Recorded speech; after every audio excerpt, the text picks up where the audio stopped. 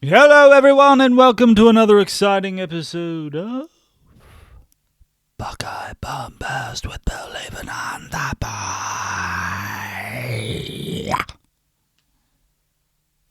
Exciting indeed, as we are rounding out the end of the regular season with only 2 weeks left. We hit week 12. Of course, we'll go through our picks. The big game this weekend, top 10 matchup between our Buckeyes and the Spartans in the shoe. Of course, which we will look in depth at. Righteous. Before that, any quick thoughts on this week's playoff rankings? Ha ha is what I have to say. Ha ha! Playoff rankings. So I got on the internets not long afterwards to put on my top 10. And I got a variety of responses, such as... Where'd you put it on? I'm sorry, what? Where did you put it on at? I put it on the Ozone. I put it as the righteous top 10, and I was told to put down the crack pipe. They did not take none too kindly to my top 10. Of course, I have Michigan at number 2, and so there was unease about the fact that I had that. But actually, the biggest gripe was Notre Dame being in my top 4. And how could UC not be ahead of Notre Dame? And it was like talking to really a brick wall, or maybe our pug. We know our pug's not terribly bright, and that's what it felt like I was talking to and trying to respond to. How could Notre Dame be ahead of UC? They beat them. Yep, but it's the same thing as with Ohio State, Oregon, Michigan State, right, with the committee. Notre Dame has had a much better year aside from their loss to Cincinnati, and Cincinnati, frankly, doesn't look very good right now. Honestly, Cincinnati has not looked like if they were not getting hyped up every week, and just kind of went about their business. Probably about 5 weeks ago, they would have stopped looking like a contender to me. They, for 5 weeks or so, they have not looked like a contender. So people just need to stop whining about UC. With respect to the playoff committee, I'm getting sick and tired of the SEC Love Fest. I mean, we talk about it all the time. I gripe about it all the time. I rant about it all the time. Alabama is not a top 4 team right now. I'm sorry, but they're just not. In my rankings, I think I had them at what? I sent them over to you. What did I have them at? 6th? 7th? Something like that. Yeah, hold on. I think I have them at 6th this week, which is up, right? It's up from the prior one that I did, where I had them at number 8, but they don't belong in there. Mississippi State, I told you on our last episode, I told you that Mississippi State was going to be in the top 25, and sure enough, there they are. Why? They lost to Memphis, I think, or at least came very close to losing. Yeah, they did lose to Memphis. Yeah, Memphis. They've lost 4 games. What have they done? Oh, well, they beat Auburn. So did Penn State, and Penn State has the same record as Mississippi State. Why isn't Penn State in there? I'm not saying that they should be, but it's this SEC self-fulfilling prophecy and love fest. Put as many SEC teams in there as you can, and don't be surprised when Georgia and Alabama... I heard people today talking about Alabama making the playoffs even if they lose to Georgia. Stop. Yes, if 2007 happens all over again where we have chaos at the end of the year, a 2-loss team might get in. Otherwise, just stop. Alabama will not belong in there if they lose that second game. Nor will Ohio State or Michigan State for that matter. What else? I think that... Well, the only other thing... yeah, sorry.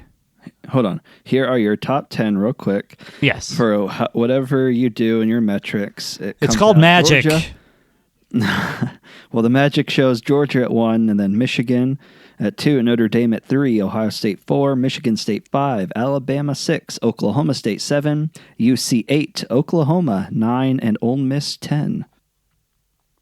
And I ask anybody to put aside, because clearly I have put aside my Ohio State bias.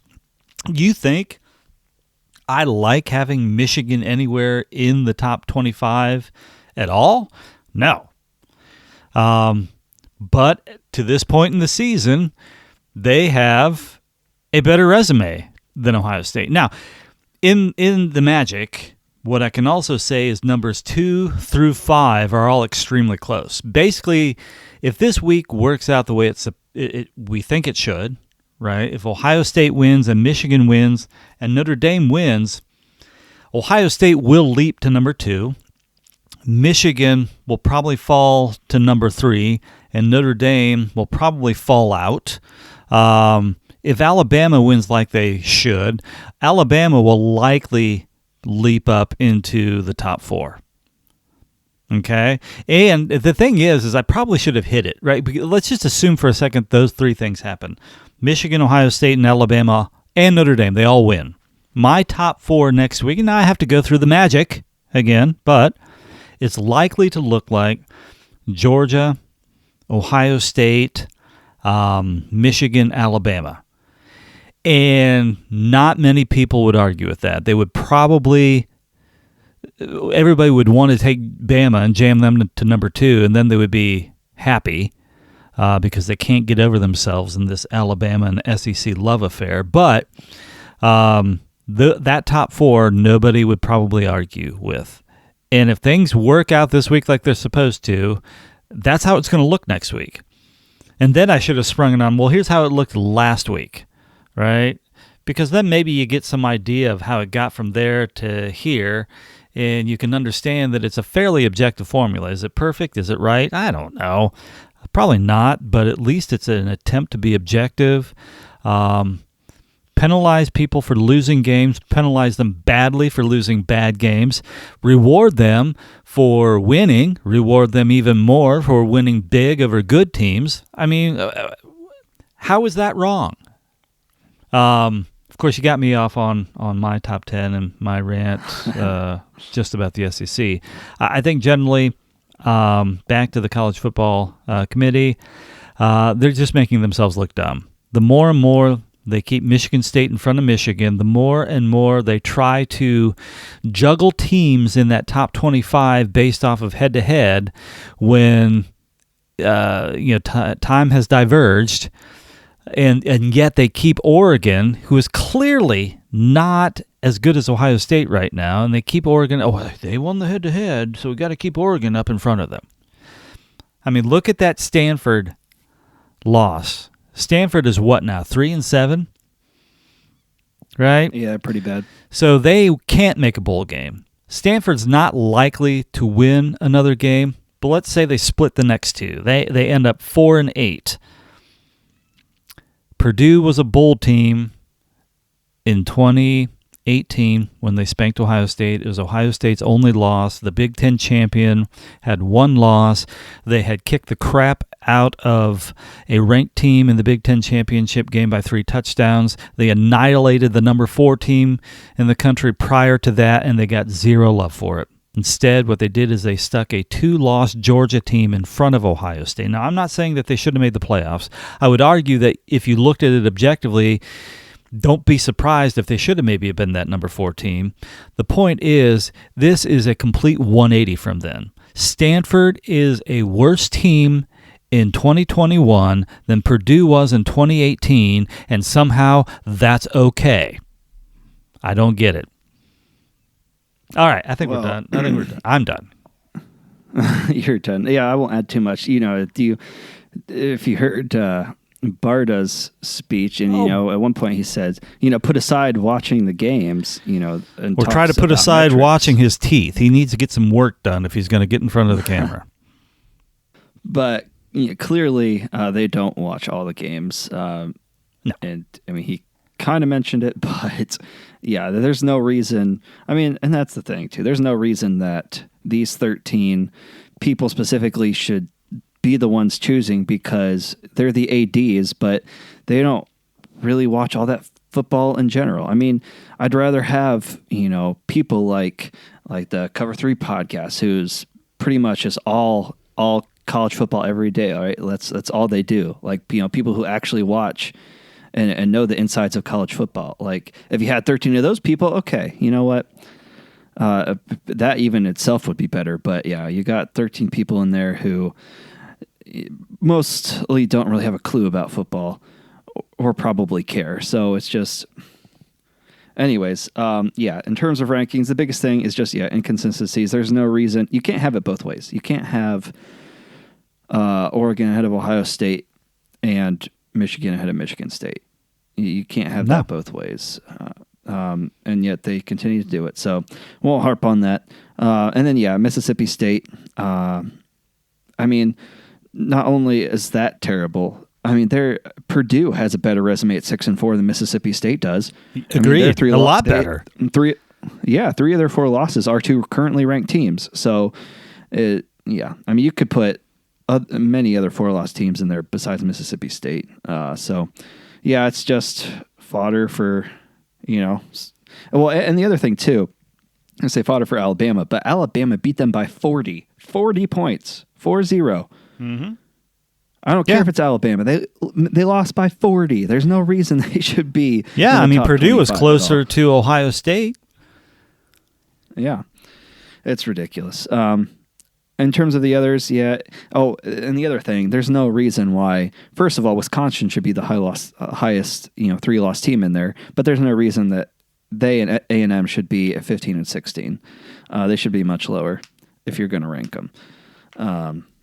But it is what it is. Yeah, and I think they penalized Oklahoma a bit too much. You'll see in my top 10, I have Oklahoma at number 9.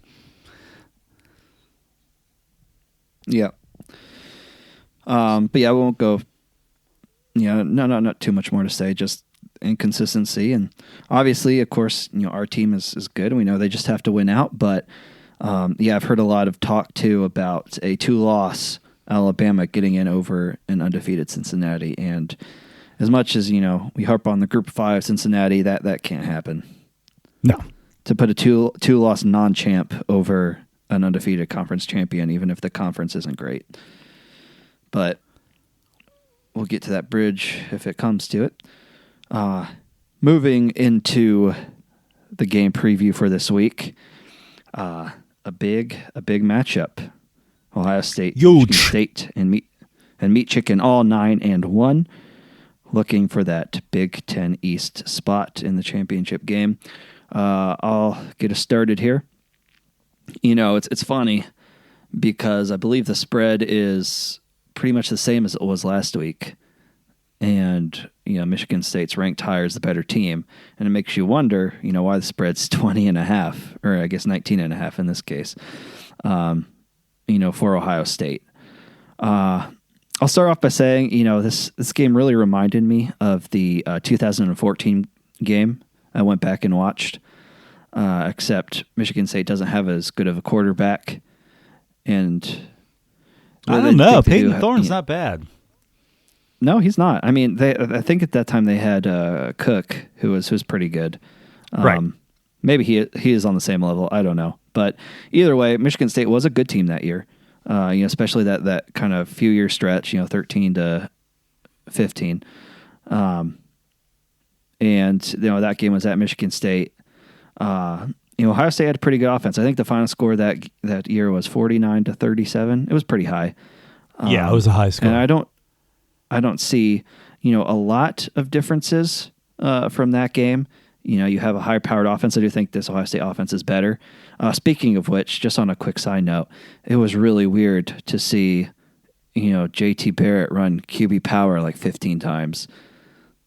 Like just after watching the past couple of years, like that, just watching that just seemed almost foreign, Like, right. Even though that wasn't that long ago, I'm just like, man, so thankful we don't have that anymore.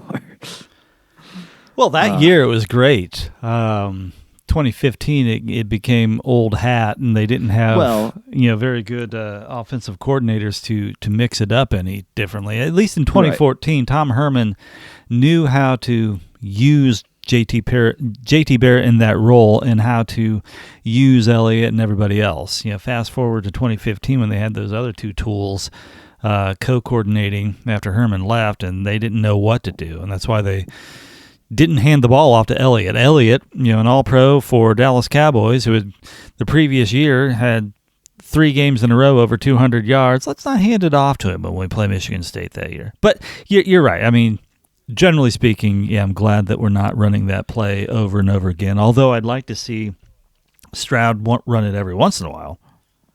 Right. But,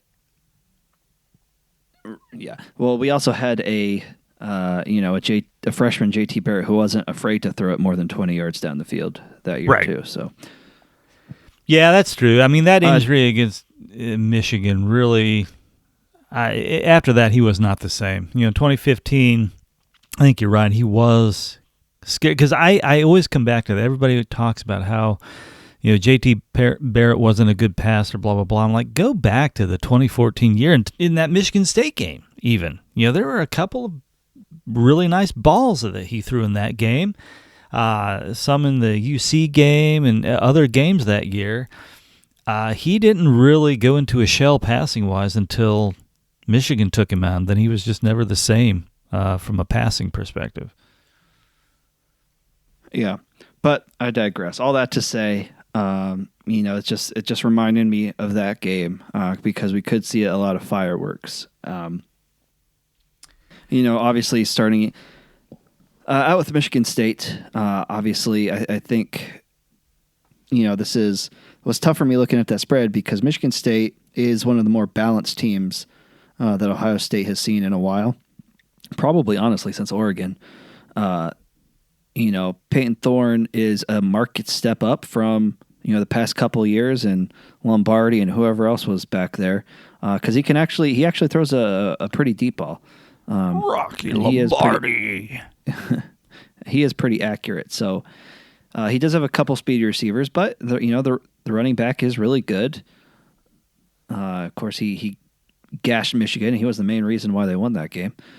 So you have to be ready for both. And it does make me a little nervous because unlike, it's like a 180, they have to completely turn around from Purdue game, in terms of scheme-wise and matchups.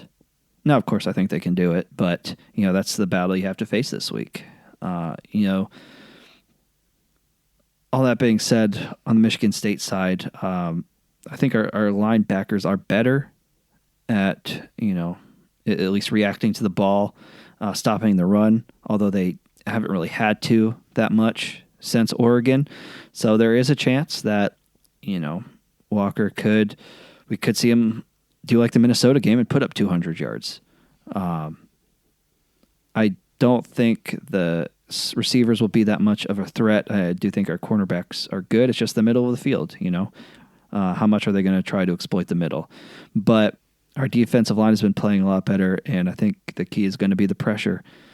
If they can get enough, keep them off the field enough, I think that'll be what gets us the win, because I do think the offense will have a field day. Michigan State secondary is one of the worst in the country. Michigan threw for the most they've thrown all year on Sparty, and it wasn't even close in terms of their averages. Purdue, even though they're just a passing team, put up over 530 yards in the air. So I do think Ohio State knows those matchups are there, and I do think they'll exploit them. I think they'll have a big day in the air. It's just a question of, will Michigan State punch back? I feel like they could early, like that 2014 game. That's why I mentioned it. I think it was 20-21 all, in the second quarter there, and then Ohio State pulled away. We're up 21 late there till Michigan State came back. But all that being said, I am going to take Ohio State in this game to cover that 19.5, mainly because of that offense. I do think they'll exploit that secondary. I don't think Michigan State will be able to keep up. and something like a 49 to 28 type game where Michigan State, finds a couple ways to score, but they just can't stop us. I fully expect Ohio State to light it up, and I think they can. I think they know what's at stake. They've hit that point, and then we saw it last week against Purdue, and I think we're going to see it again. So, give me the Buckeyes in this game. Okay. 24. You got them for 24. Couldn't go 25, huh? Couldn't just throw that one extra one on there and. I was one game more confident, but yeah. Okay. Yeah, I've heard a lot of people, read a lot of folks on the internets saying the same thing. Feels like the 2014 game. Little different going into it because Ohio State, they had lost Virginia Tech earlier in the year. They were just starting to come around as a team, and Michigan State had won in the Big Ten championship the prior year, ending Ohio State's undefeated season. And, people forget that had Ohio State won that Big Ten championship game, they would have been in the BCS National Championship, the last one, probably against Florida State. So it was a little bit different. It was really more on the flip side. Can Ohio State go in and take on Michigan State, who had beaten them last year? So it felt different going into it. I can see an outcome that's very similar. To your point, the score was like 49-37, something in that range. And yes, given how poor Ohio State's defense is this year, certainly we could see a similar outcome in terms of score. But I think even in the game, it's a bit different because, again, as you pointed out, just Ohio State's offense was completely different. More on JT and on Ezekiel. Yes, they would go downfield, but not quite like they do now. So, they felt different. Michigan State feels a bit different because, I think Peyton Thorne's good. I think he's very accurate on that long pass, like you said. But this year, they're more about Kenneth Walker. So, I get the similarities. I do think, though, there are definitely some differences. What I'm looking for, number one, let's come out and play offense like we did last time, right? If the offense can just, maintain, then that's 90% of the battle, because they'll score a crap ton of points and probably more than Michigan State and win. So that's number one. Just come out with some consistency. What I'd like to see with that offense is a little bit more run. They had some good running the last game, but it still seemed a little disjointed.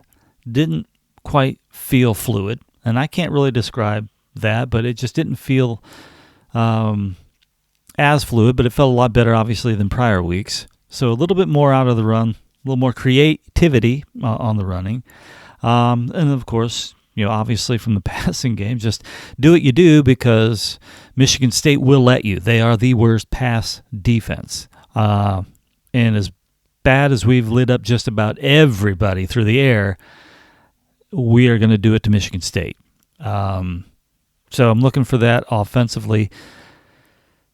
Defensively, I think the number one thing is, if anything has improved, it is the run defense. The run defense really feels like it has improved from the beginning of the year, and that's going to be extremely important in this game because the difference between Michigan State and Purdue, Michigan State can throw the ball like Purdue did, but they can run the ball much better with Walker. And that's going to be the key then defensively. I don't like it, but I'm resigned to the fact that they're going to look terrible in the passing game, pass defense again. I'm expecting it. And so in order for us to at least come out like we did against Purdue, we got to stop Walker. Pure and simple. Stop Walker. I think the second thing, get some damn pressure. You had mentioned the defensive line getting better. I don't know. I mean, honestly, yeah, they've had a few games, but I don't count Indiana. I don't count Akron. I don't count Rutgers. I don't count Maryland. Against Penn State and Nebraska, Penn State felt like they get some good pressure. Nebraska, yeah, not too bad, but that far into the season, I expected much better improvement from the defensive line. And then they turned around and they stunk to high heaven against Purdue. There's no two ways around. And I've heard, Jerry DiNardo and a few others, they were oftentimes, just, pressing with three and dropping back. Why? Get some stinking pressure on. I mean, even if you're Ohio State, you got 4 and 5 stars on that defensive line. Even if you are only going to rush three, you should still be getting better pressure than what they're getting. So I expect the defensive, not the secondary, but the pass defense to look like trash, like it has for most of the year. But I expect, and I'm looking for the defensive line to actually get their heads out of their butts and get some pressure. Get some pressure. Stop Kenneth Walker.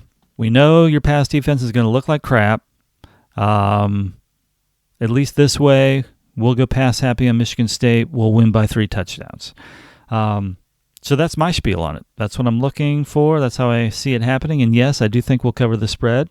Like I said before, I feel icky when I don't pick Ohio State. So I'm taking Ohio State to cover that. And I'm doing so with my full confidence of 25. Yeah, the only thing about the pressure, I do think they will have, 4 guys all the time now, of course, and they'll bring a lot of extra blitzes, I assume. I think they just went vanilla against Purdue, and they're going to show a lot more of this game, I imagine. So I do expect just from that aspect that they will get home quite a bit more. Righto. Moving on to just a few games, before we do our rapid fire. Just a couple of the ranked matchups to hit that are interesting. Of course, Oregon at Utah. I thought it was interesting that Utah is favored by 3.5. I think that number's too high. I think it should be more like 1.5. That's why I took Oregon. This Utah definitely can win. Especially at home. They're a much better home team. This is going to be a tough matchup. Utah's not the best run defense, and that could hurt them. But, Oregon didn't lose their best rusher, but they have also been consistent in trying to keep with the run game. So that could hurt Utah. I don't think Brown will have much success through the air against Utah. So Utah, with their quarterback, has been playing better. They could score some points. It could maybe turn into a shootout. I don't expect that. Maybe a lower scoring game. So anybody could win this. But in that close, tight matchup, especially, since you're giving Utah that hook, I am going to take Oregon with 10, even if they do lose by a field goal. Yeah, I noticed you took Oregon. I was a little surprised. So what I did slightly differently this time than I normally do is, like I had said before, I'll go through those picks on that site, and sometimes I'll just go through the 25 and I'll pick a handful that I just feel like there's, I got those, not worth really looking deeper into, and then I'll go kind of analyze the rest. But this time I just went through all 25 and said, okay, what is my gut telling me? So I went through and I picked all 25 without doing any analysis whatsoever. In fact, on the sheet that I sent you the picture of, you'll see the check marks. There's like 5 of them. And those were ones that I actually changed. I actually had the other team before I went and did some analysis and decided to make a change. You'll also notice on Oregon, and I'll cut right to the chase with this part of it, I'm going with my second full confidence of 24. I picked them right out of the chute, Utah, to beat, to at least cover. Then when I did go into the analysis of it and I looked at the numbers, it didn't matter any way I cut this one up. Utah should win this game. This is Utah's game to win. There's a reason they're favored by 3.5. It's because they're the better team. They are at home. Oregon, aside from that win against Ohio State, good on you, but they're not that great of an away team. And to your point, Utah is a very good home team. And when you look at all the common opponents, because they have a lot of them at this point, Utah has, on the aggregate, performed not just better than Oregon, but much better than Oregon against those common opponents. And so any way I look at this is Utah. And I'm going with 24. All right. I know another one ranked matchup, Alabama and Arkansas. Arkansas has, had a much better season than they've had in a while.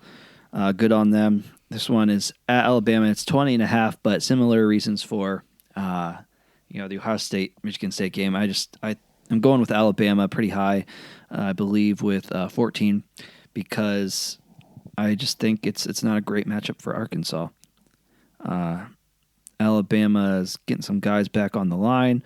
Their offensive line hasn't been great, but Arkansas has given up a lot of points to teams that are balanced and can actually pass the ball, a la Ole Miss. I think Alabama will do the same. They probably have a field day with Arkansas's defense. And even if Arkansas scores some, I could see, 40, 42, 20 type game where Arkansas just can't really get it going. So I would like, to see Arkansas play well in this game, and maybe they will, but it doesn't seem like they'll match up well against Alabama. So give me Alabama in this game. Yeah, I'm going with Alabama as well. Fairly high confidence, 17. This game feels like Bama's type of game where, Bama is not as good this year as in years past. Sorry, but their resume isn't very good. They have, one win? They have the win over Mississippi and Mississippi State. But again, Mississippi State's a 4-loss team. Ohio State's got several of those wins. But again, Mercer, Southern Miss, New Mexico State, almost lost to Florida.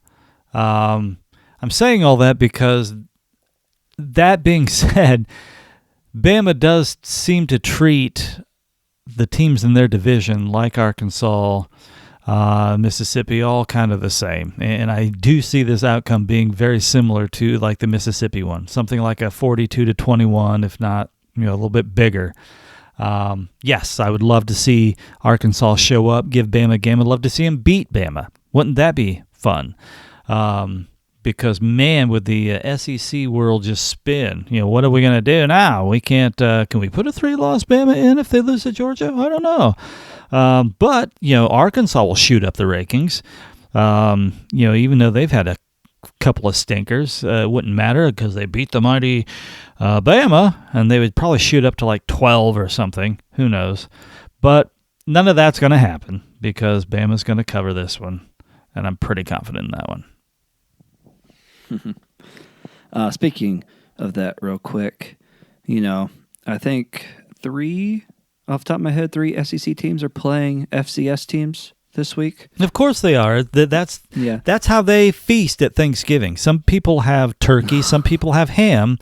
The SEC, every year at this time, they have FCS teams. That's their Thanksgiving feast. Yeah, I mean, if you want to play them, fine. Do it at the beginning of the year. There's no reason why they should be playing those types of teams this late in the season. Like, it's asinine. But I would argue they shouldn't be playing them at all. Ohio State, they played Youngstown State, several years back. And since then, I don't believe they've played an FCS team. I think they've actually made it a policy not to, and I agree with it. Don't play FCS teams. But, whatever. Yeah. I know those are games, for those lower schools to get some money, but there's a bunch of other FBS teams you can play, the group of 5 teams. Yeah, go play Kansas. or Vanderbilt from that conference, right, from SEC. But all right, what's the next game? Otherwise, just some interesting matchups, but no ranked. So, do you want to go through any of them specifically before we? I guess they're Oklahoma, Iowa State. Yeah. Okay. Yeah, Oklahoma. That's a good one. Just because Iowa State, even though they're not ranked, they haven't been as good this year. It's still, at the end of the season, they're supposed to be one of the better teams. Still a 4-loss team. I took Oklahoma in this game to cover 4.5, mainly just because Iowa State is not what they were last year. Their defense is not as good, and their offense has been very inconsistent, and so I don't think they'll have a game plan like Baylor did. I don't think they'll be able to exploit some of those deficiencies like Baylor did, and so especially off a loss, I think Oklahoma will bounce back, have a good game. So I put 11 on them. I just don't think Iowa State has it. Yeah, I agree. This is, it's Oklahoma lost, and they lost kind of ugly. The whole second half of that game, it was Baylor, and Oklahoma just didn't look good.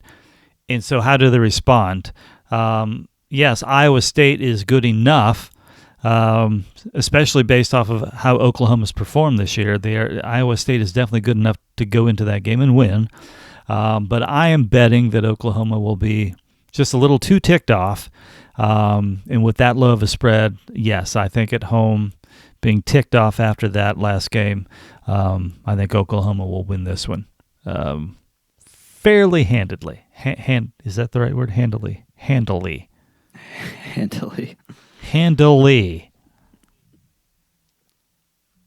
All right. Any others you want to go through before we go down the list?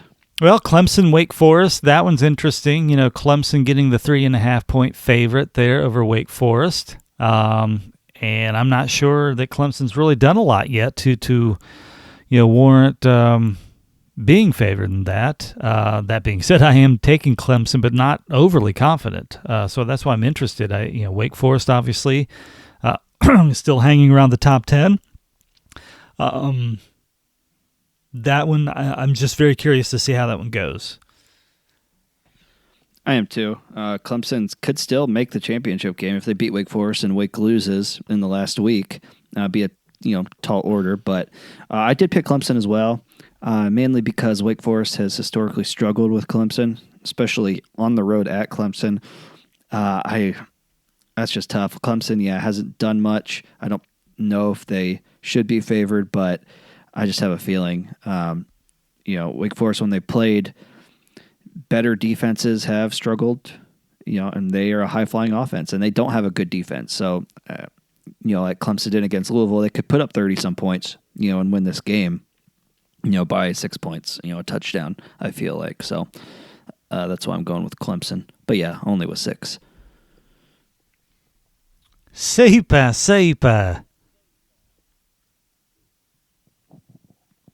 Okay, you ready for your semi-rapid fire?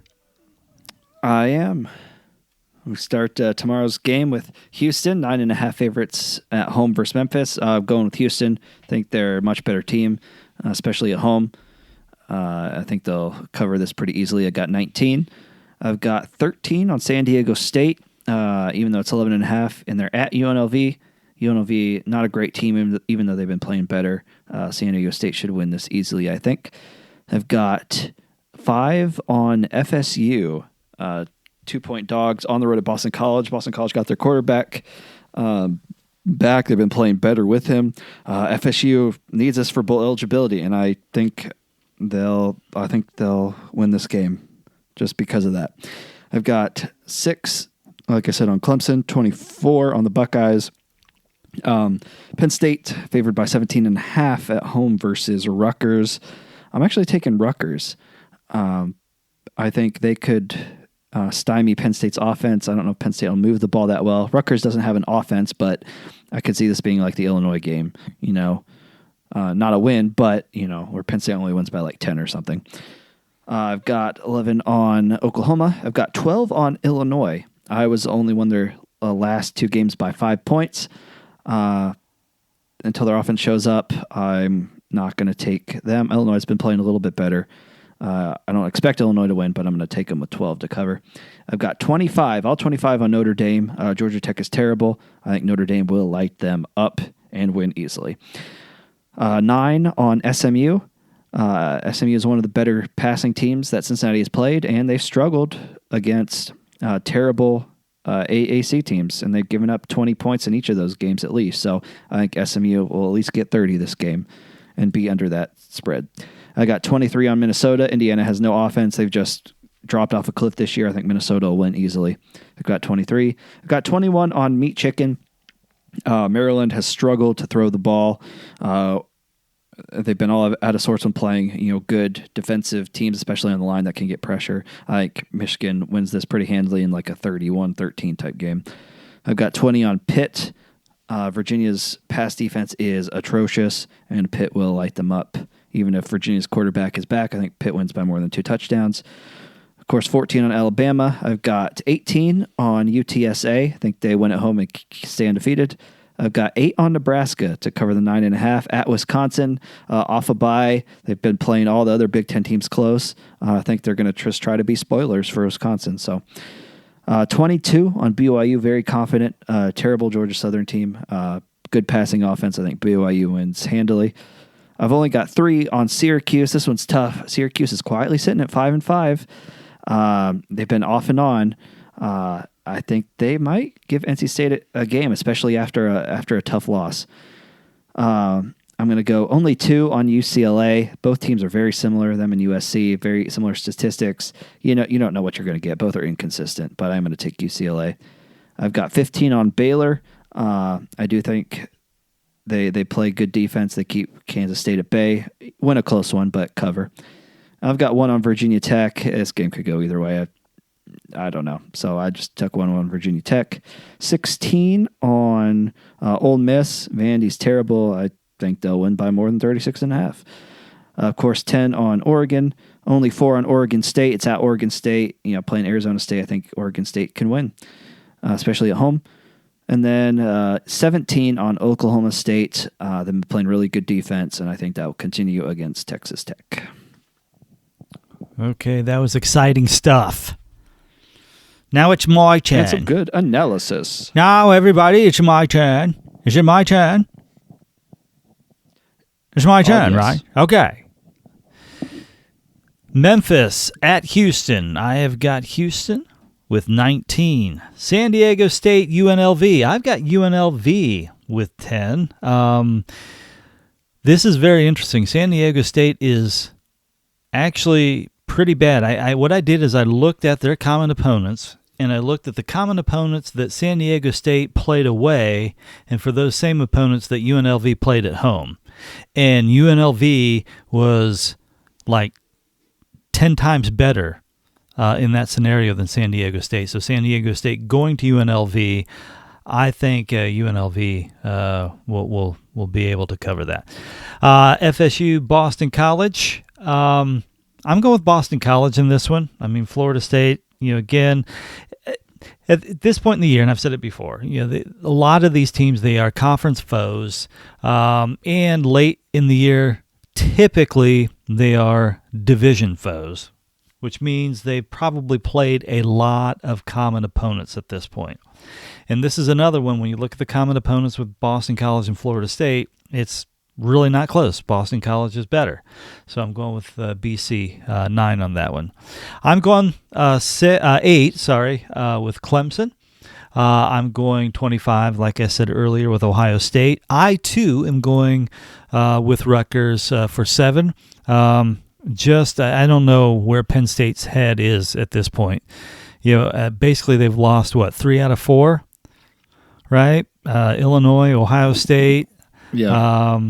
Then they beat Maryland in really what didn't look like all that great of a game.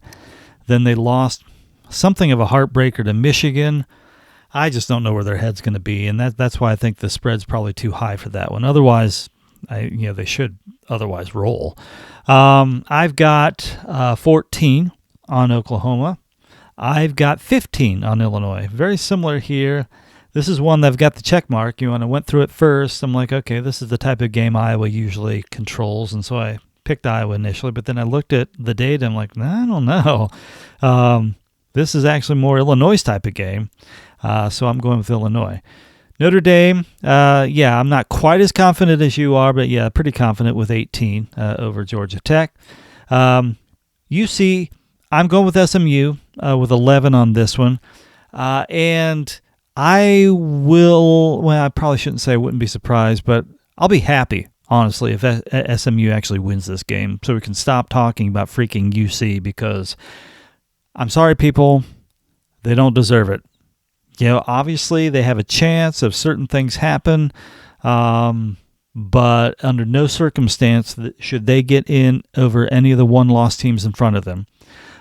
Even with respect to the college football playoff committee's choices as well, there are a few teams behind them that deserve to be above them. So part of me is just kind of hoping SMU just gets us done with that so we can move on. But either way, SMU, I've got them for 11 on this one. Minnesota, Indiana, very high like you are on Minnesota here. Indiana's just terrible this year, so 21 with Minnesota. Michigan and Maryland. This really is, people always love to talk about the quote-unquote sandwich game. I think this one is the perfect sandwich game.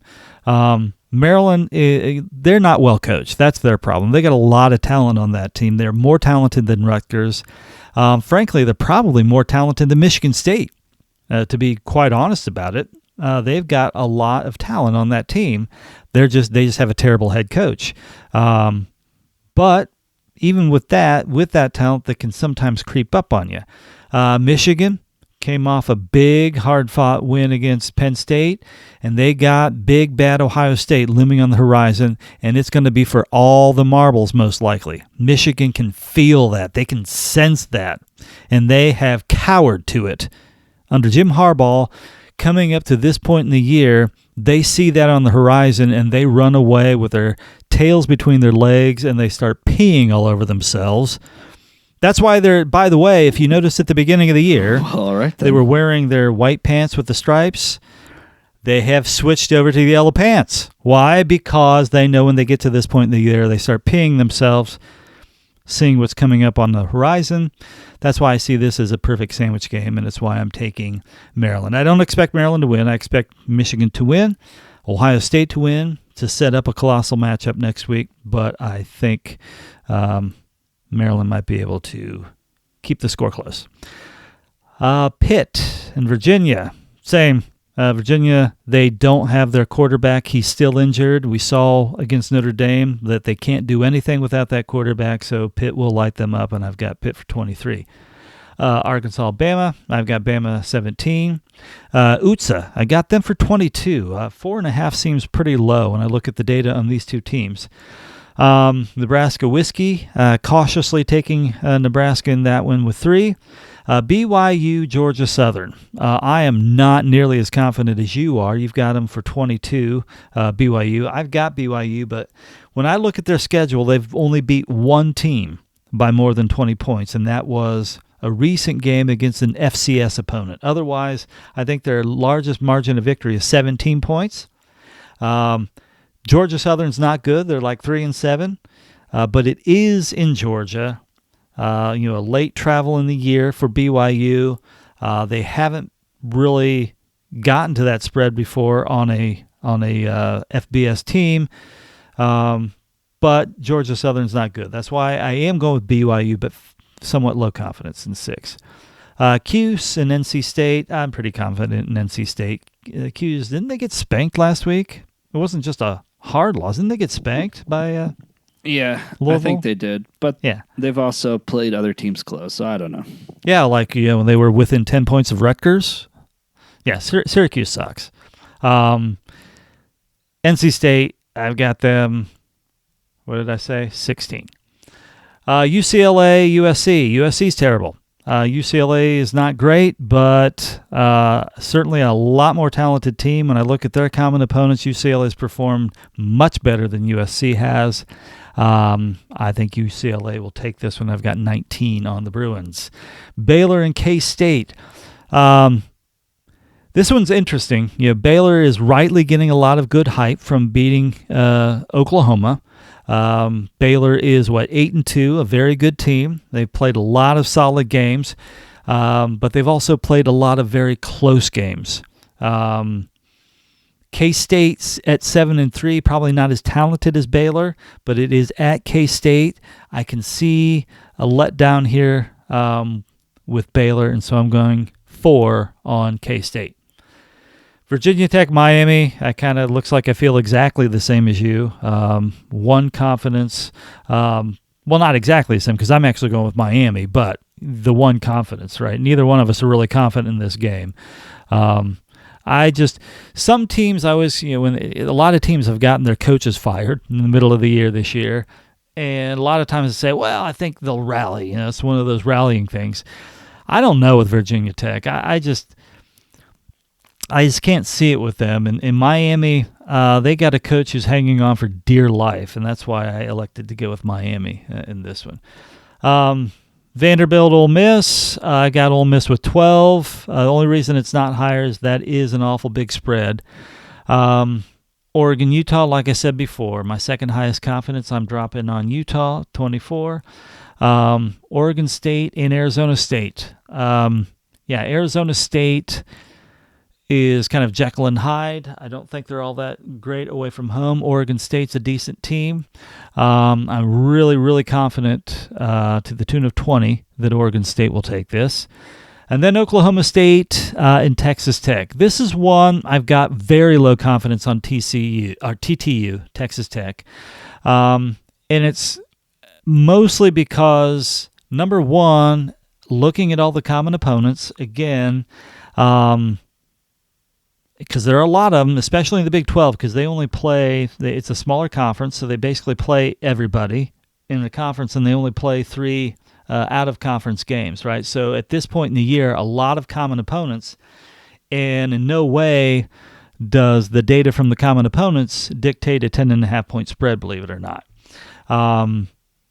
So that's one side, but on the other side, Oklahoma State is on fire. So that's why I went with Texas Tech with low confidence at 2. All right. Looks like we have 8 different matchups, so should be an exciting week. Let's just hope that they don't even out again and we end up with the same record yet again. No, I'm going to go 25-0 this week. That would be the day. Alrighty then.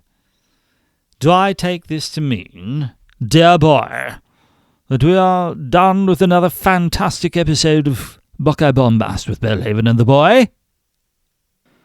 I do declare.